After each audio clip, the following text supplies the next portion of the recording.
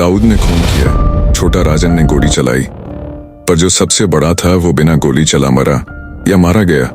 हाजी मस्तान की मौत के पीछे की सबसे खतरनाक कहानी आज खुलेगी।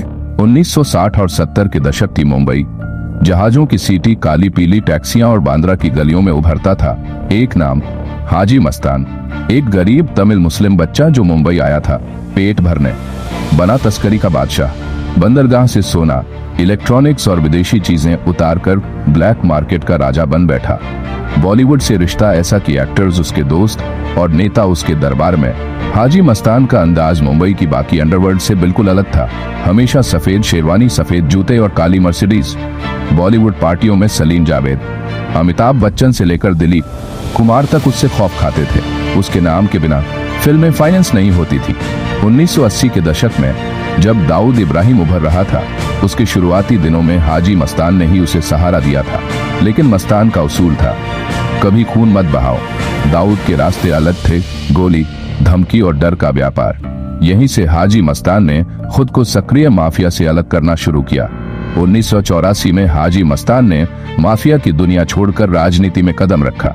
उसने एक पार्टी बनाई, भारतीय दलित मुस्लिम मंच। अब उसका सपना था संसद में जाना, कानून से खेलना नहीं, उसे बनाना। पर सरकार और पुलिस उससे डरती थी। वो माफिया का चेहरा मिटा नहीं पाए थे। मस्तान के पास दौलत थी, शोहरत थी, लेकिन अब न तो अंडरवर्ल्ड उसके साथ था और न ही सरकार। दाऊद इब्राहिम को मस्तान की राजनीतिक महत्वाकांक्षा पसंद नहीं थी। उधर पुलिस उसे अब भी शक की निगाह से देखती थी। एक बार डॉन, हमेशा डॉन। 1990 तक आते आते दाऊद बन चुका था international mafia king. Haji Mastan Mumbai में ही शांति से रह रहा था। दोनों कभी आमने सामने नहीं आए, पर दाऊद को लगता था मस्तान उसकी छवि को पुराने उसूलों से जोड़ता है और वो अब दुनिया का सबसे खतरनाक डॉन बनना चाहता था। 90 के दशक में मस्तान पर फिल्में बनने लगी। मीडिया उसे डॉन विद ए हार्ट बताने लगा। इससे दाऊद जैसे माफिया नाराज थे। उन्हें लगता था हम खून बहाएं और स्टारडम से मिले।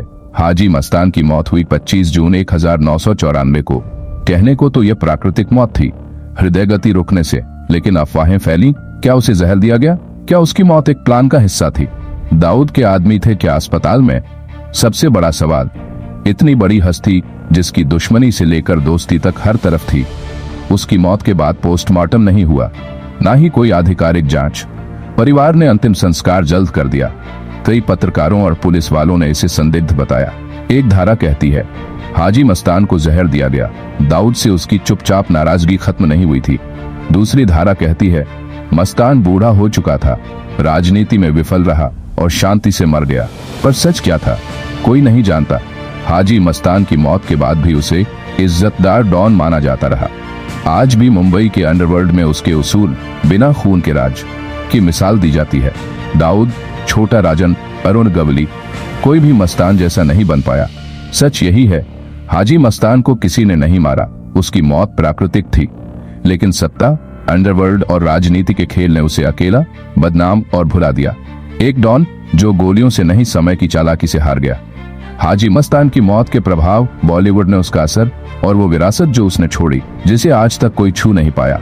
25 जून 1994 को हाजी मस्तान इस दुनिया से चला गया, मगर सिर्फ शरीर गया, नाम नहीं।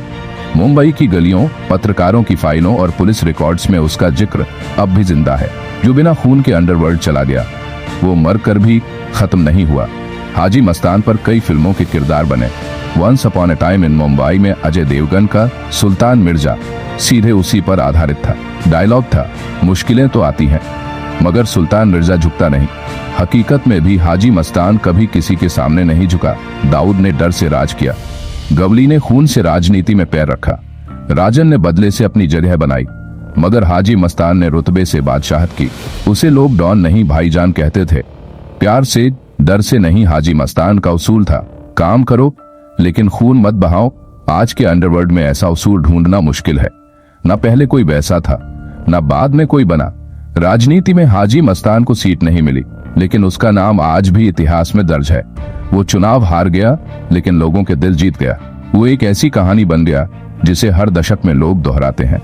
उसकी मौत ने एक युग को खत्म किया, पर साथ ही एक नए युग को जन्म भी दिया, जहां अंडरवर्ल्ड सिर्फ गोलियों से नहीं, छवि और उसूलों से भी चलता है। हाजी मस्तान का नाम एक परछाई है जो कभी डराती नहीं, बस सोचने पर मजबूर कर देती है।